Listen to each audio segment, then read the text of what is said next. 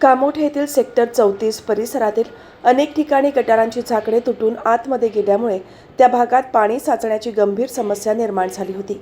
साचलेल्या पाण्यामुळे डासांचा मोठ्या प्रमाणावर प्रादुर्भाव वाढून नागरिकांच्या आरोग्याला धोका निर्माण झाला होता. याबाबत स्थानिक नागरिकांमध्ये तीव्र नाराजी व्यक्त होत होती. या समस्येसंदर्भात स्थानिक नागरिक राजेंद्र बोबडे, रवींद्र पाढी, विजय सरगर, बिल्डिंग प्रमुख सचिन वाक्षे तसेच अन्य रहिवाशांनी महापालिका आणि माजी नगरसेवक तथा कामोठे भाजपचे शहराध्यक्ष विकास खरत यांच्याकडे तक्रारी दाखल केल्या होत्या. नागरिकांच्या या तक्रारींची गांभीर्याने दखल घेत सातत्यपूर्ण पाठपुराव्यानंतर बुधवारी प्रत्यक्ष गटार झाकणे बदलण्याच्या कामास सुरुवात करण्यात आली आहे. या संदर्भात विकास खरत यांनी पाठपुरावा केला होता.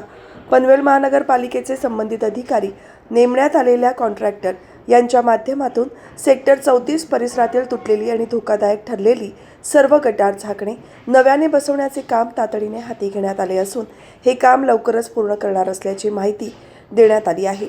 या कामामुळे पाणी साचण्याची समस्या दूर होऊन परिसर स्वच्छ राहण्यास मदत होणार आहे. तसेच डासांचा प्रादुर्भाव कमी होऊन नागरिकांच्या आरोग्याचा प्रश्न सुटणार आहे.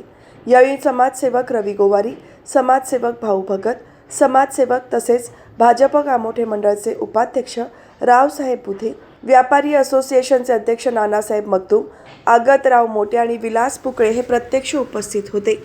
उपस्थित मान्यवरांनी नागरिकांच्या सहकार्याचे कौतुक करत महानगरपालिकेने अशा समस्यांकडे तातडीने लक्ष देण्याची गरज व्यक्त केली.